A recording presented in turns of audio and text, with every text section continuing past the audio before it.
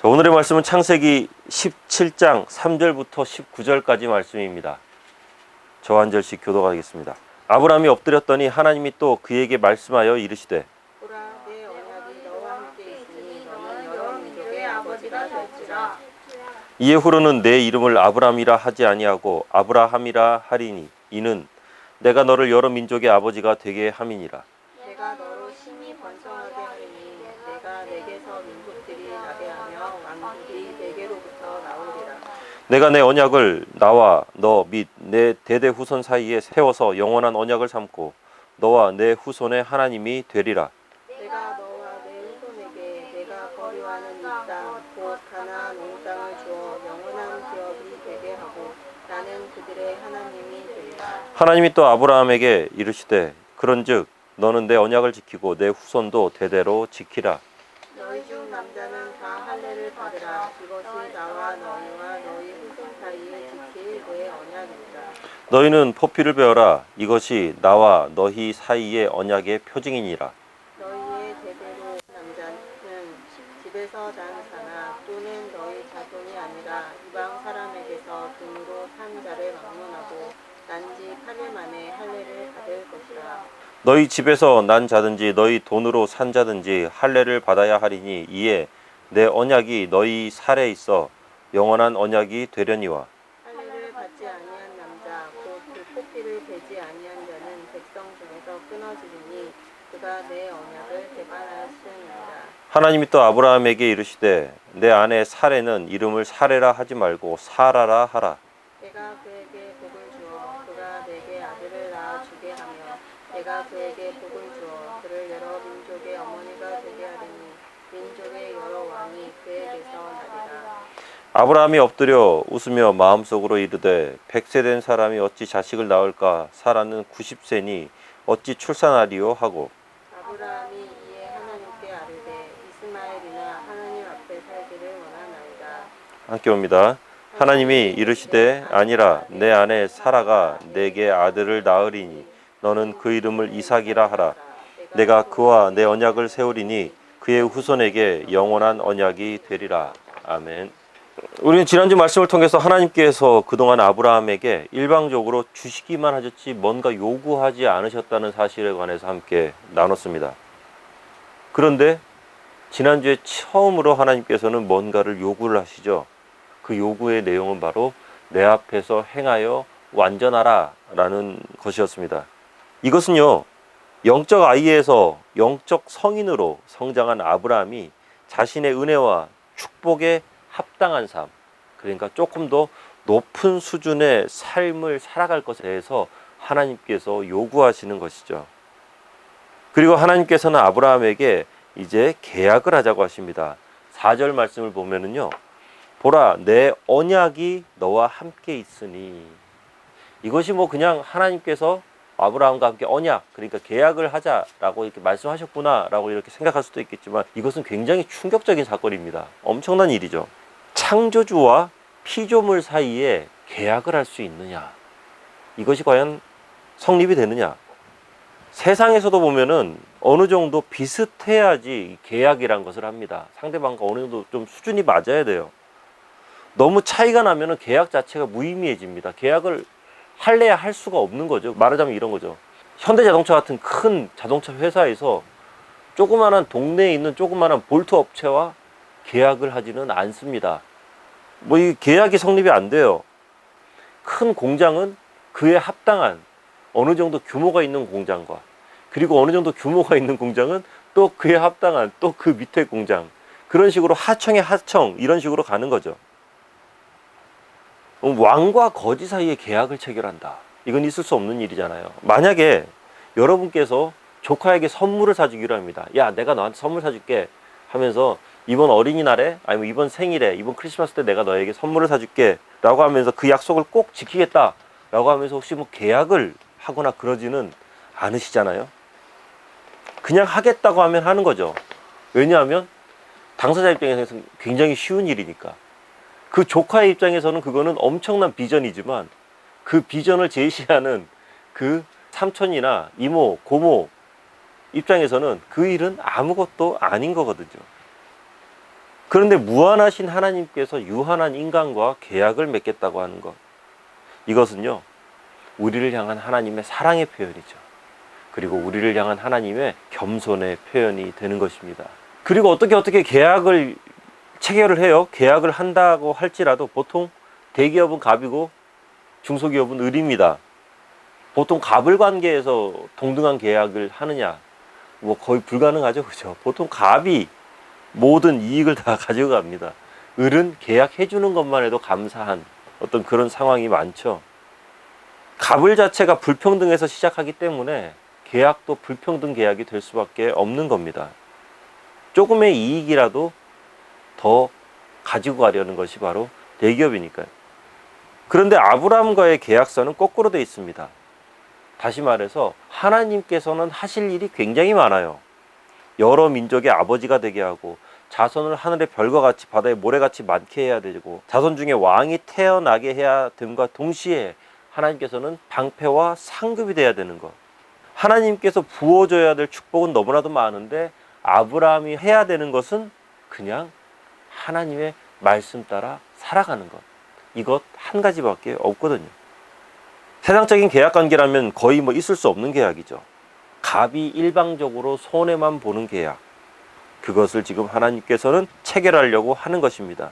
그리고 이 계약의 불합리함이 여기서 끝나는 것이 아니죠. 나중에 하나님의 아들인 예수님께서 십자가에 돌아가시기까지 하나님께서는 이 계약을 지키시잖아요. 갑질을 해도 그 갑질이 이제 당연시 되어버린 그런 세상입니다. 하지만 하나님께서는 반대로 을을 위해서 엄청난 손해를 감수하고 계시는 것이죠.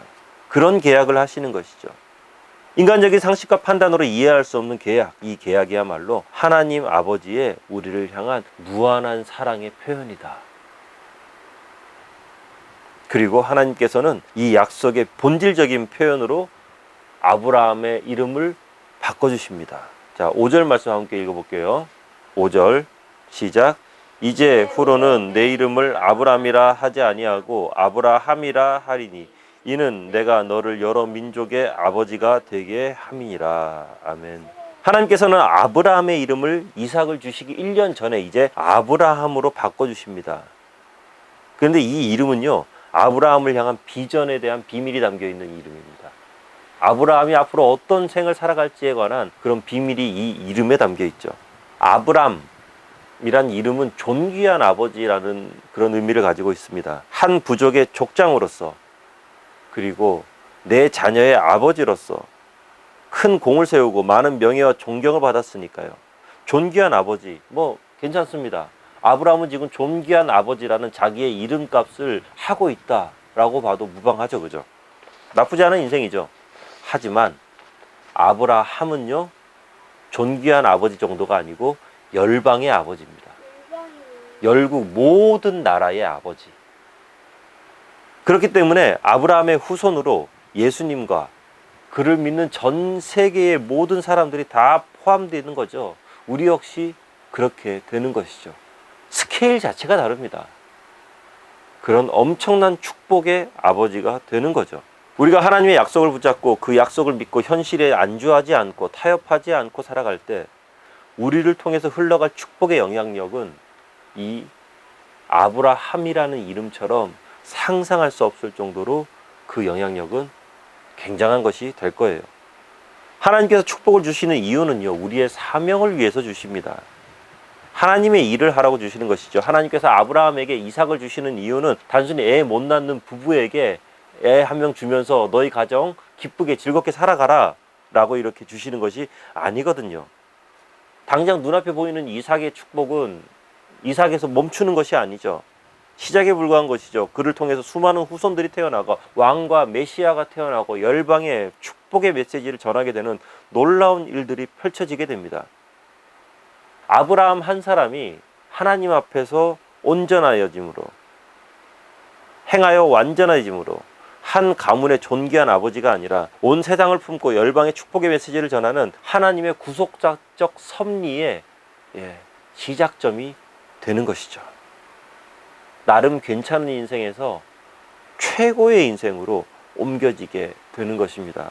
사랑하는 성도 여러분, 하나님께서 우리에게 원하는 인생은요, 나름 괜찮은 인생이 아니라 최고의 인생을 원하고 계십니다. 왜냐하면 하나님께서 우리에게 주시는 축복이 뭐 나름 괜찮은 축복이 아니라 최고의 축복이거든요. 그리고 우리를 통해서 우리가 속해 있는 가정, 학교, 직장, 일터는 괜찮은 곳이 아니라 최고의 곳이 될 수 있습니다. 그리고 이름이 바뀐다는 것은 전혀 새로운 인생이 시작되는 것을 의미합니다. 특히 그것이 하나님을 믿는 믿음 안에서 그렇게 된다면, 하나님께서 그렇게 해주신다면 완전히 달라지는 것이죠. 베드로가 시몬이었을 때, 그러니까 베드로가 되기 전에 시몬의 이름으로 살아갈 때는 뭐 최고로 성공하면 베드로가 어느 정도입니까? 갈릴리 수산협회 협회장 정도. 그 정도 되면은 뭐 베드로로서는 최고의 성공이죠. 그런데 시몬에서 베드로가 되는 순간 물고기가 아니라 사람 낚는 어부가 되면서 한 번의 설교로 수만 명이 회심하게 되는 초대교회의 최고의 리더가 됩니다. 사울을 가만히 두면은요, 당대 최고의 석학이었던 가말리엘, 그 가말리엘의 제자라는 명함 한 장 딱 들고요, 좋은 대학의 교수 자리, 그리고 한 지역에서 가장 영향력을 미치는 바리새인 정도로 이렇게 살아갈 수 있겠죠. 뭐 나름 성공한 인생입니다. 하지만 사울이 바울이 됨으로 인해서 그 순간부터 전 로마 제국의 복음을 전하는 자로 쓰임받고 세계 복음화의 기초를 놓게 되는, 토대를 놓게 되는 엄청난 일을 바울은 하게 되는 것이죠. 만약에 우리도 그냥 가만히 있으면은 괜찮은 삶을 살아갈 수 있을 것입니다. 하지만 하나님께서는 우리를 최고의 인생으로, 위대한 인생으로 우리를 부르십니다. 그 길이 비록 편하지 않고요, 그 길이 조금 고생스럽고, 그리고 그 길이 이 세상적인 가치관으로는 이해할 수 없는 길이라고 할지라도 그 길이 생명의 길이고 빛의 길이라면 우리는 그 길을 선택해야 합니다. 왜냐하면 우리의 삶은 내 삶이 아니라 하나님께 드려진 삶이기 때문입니다. 아브라함이 새 이름을 받게 되면서 이전 것들을 많이 버려야만 했습니다. 과거의 생각으로는요, 새로운 비전을 품을 수 없어요. 일반적으로 크리스천들이 살아가면서 가장 큰 문제가 뭔지 아십니까? 그것은요, 이삭을 얻었지만 그 이삭을 이스마엘의 방식으로 키우려고 한다는 것이죠. 세수를 헌부대에 담으려 한다는 거예요. 그러면 터져버리죠. 세상적인 삶의 방식을 유지한 채 하나님을 믿고 싶어 한다는 것, 이것이 바로 많은 크리스천들이 가지고 있는 삶의 오류 같은 거예요. 마치 그런 겁니다. 물 위에 떠 있는 배 두 척에 양쪽 발을 한 다리씩 이렇게 걸쳐놔요. 그러면은 나는 물 위에서 배 두 척에 발을 하나씩 걸쳐놨으니까 나는 더 든든하고 안전하다라고 이렇게 생각하는 사람은 아무도 없거든요. 시간이 지날수록 불안하고 힘들어지게 됩니다. 삶의 갈등만 증폭되게 됩니다. 하나님께서는 우리가 옛것을 버리고 새 사람이 되기를 원하십니다. 어린아이의 모습에 머물러 있는 것이 아니라 영적으로 장성한 어른이 되기를 원하고 계십니다. 계속적으로 성장해 나가기를 원하고 계시고, 성장해 나가면서 그 어릴 때의 것들을 버리기를 원하고 계시는 거죠.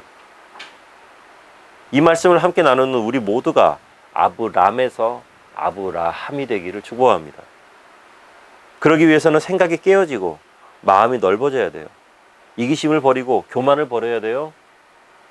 거기에 중요한 것은 나 자신이 낮아지고 겸손해져야만 합니다. 중산층 대형 교회론이라는 논문이 있습니다.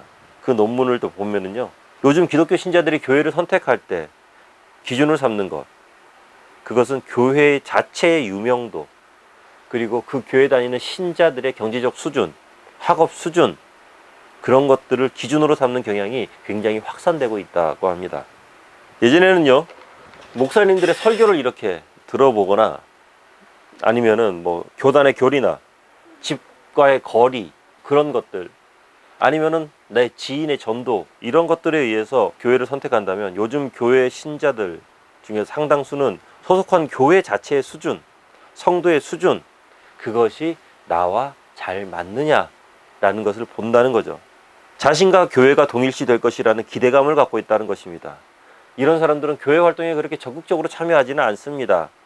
그러면서 주일 예배만 참석하면서요, 이 정도 규모의 교회 정도는 다녀줘야 사회적 체면이 선다는 식의 소속감, 그리고 자기 만족을 가지려는 욕구가 굉장히 크다는 것이죠. 이렇게 출석교회를 통해 교인들의 지위가 달라진다, 라는 것을요, 교회의 사회적 지위 분리 현상이라고까지 이렇게 이야기합니다. 어느 국회의원이 다니는 교회, 어느 유명한 연예인이 다니는 교회, 어느 재벌이 다니는 교회, 어느 유명한 정치인이 다니는 교회, 그리고 어느 유명한 목사가 목회하는 교회, 이름만 대면 알만한 대형 교회, 뭐 이런 것들로 차별화, 계층화 시키면서 어울리는 사람들, 그리고 나의 수준을 이렇게 탁탁 제한시켜 놓는 것이죠. 충격적일 수 있습니다. 하지만 만약 우리가 아브라함에 머물러 살아간다면 모릅니다. 우리도 이런 모습이 되거나요. 그렇지 않으면 그런 사람들이 이해가 돼버리는 그런 순간이 올지도 모릅니다. 내 자녀만 잘 되고, 나만 유명해지면 되고, 나만 건강하고, 나만 평안하게 살면서 주변에 그러지 못한 이웃들을 향해서 아유, 저 사람은 왜 저렇게 사나, 눈살을 찌푸리는 삶이 아브라함에 머물러 있다면 그렇게 될지도 모른다는 것이죠. 아브라함이 되시기 바랍니다. 아브라함이 아니라 아브라함으로 살아가시길 주의 이름으로 축원합니다. 이렇게 새 언약을 받고 하나님의 축복을 받은 사람들, 그에 대한 책임이 있습니다. 그것은 바로 순종입니다. 9절 말씀 보면은요, 하나님이 또 아브라함에게 이르시되 그런즉 너는 내 언약을 지키고 내 후손도 대대로 지키라. 그리고 여기에 이 순종의 법칙을 하나님께서 한 가지를 제안을 해주는데요, 그것이 바로 할례입니다. 우리 10절 말씀 함께 읽어볼게요. 너희 중 남자는 다 할례를 받으라. 이것이 나와 너희와 너희 후손 사이에 지킬 내 언약이니라. 아멘. 10절 이후 말씀을 보면 아브라함에게 속한 모든 자들에게 할례를 주라고 합니다. 이방인까지 다 포함해서요. 이것은 아브라함과 그의 백성들이 하나님의 자녀가 되었다는 증표예요. 사인이죠. 계약서에 사인하잖아요. 계약서에 사인하는 것처럼 이게 이제 하나님께서는 계약을 잊지 않으시죠. 근데 사람이 자꾸 잊어버리기 때문에 중요한 부분인 남성의 생식기에 표시를 해서 하나님께 사인을 올려드리는 거고, 그 사인하는 사람 역시 그것을 잊지 않게 되는 것이죠. 할례 받은 자신의 몸을 보면서 하나님과의 언약을 자꾸 기억하게 되는 거예요. 나는 이제 이 세상에 속한 사람이 아니라 하나님께 속한 사람이다. 아브라함이 아니라 나는 아브라함이다. 구별된 사람이라는 것을 계속 상기시키는 것입니다. 이것은 바로 할례라는 행위 자체가 가지는 의미보다 할례를 하는 사람의 마음이 더 중요함을 알 수 있는 거거든요. 그래서 로마서 2장 29절 말씀을 보면 오직 이면적 유대인이 유대인이며 할례는 마음에 할지니 영에 있고 율법 조문에 있지 아니한 것이라. 그 칭찬이 사람에게서가 아니요 다만 하나님에게서니라.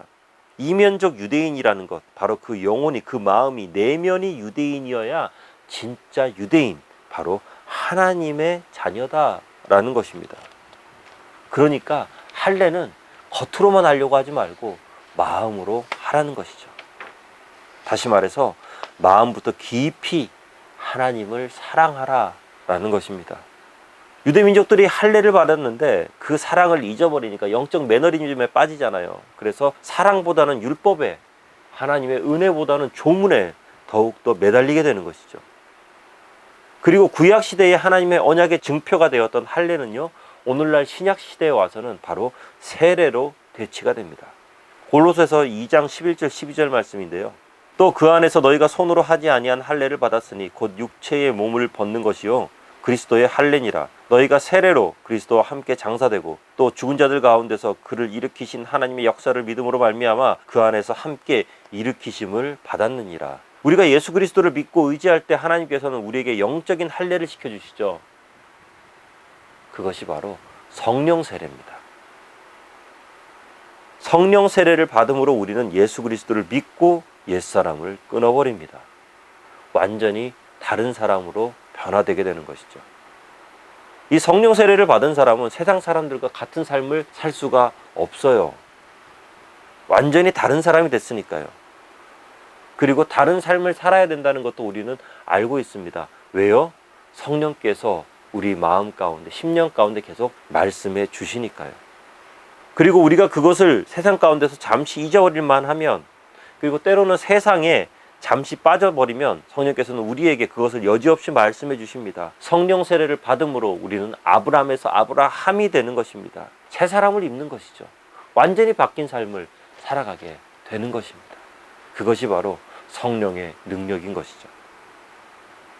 자, 말씀을 마치면서 우리 18절 말씀 함께 읽어보겠습니다.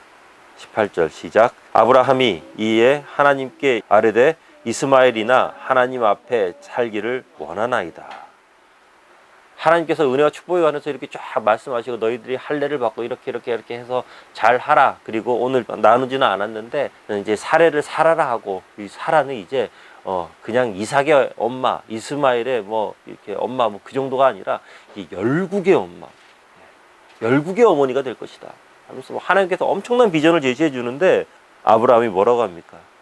이스마엘이나 하나님 앞에서 잘 살았으면 좋겠습니다. 근데 이게 사람인 것 같아요.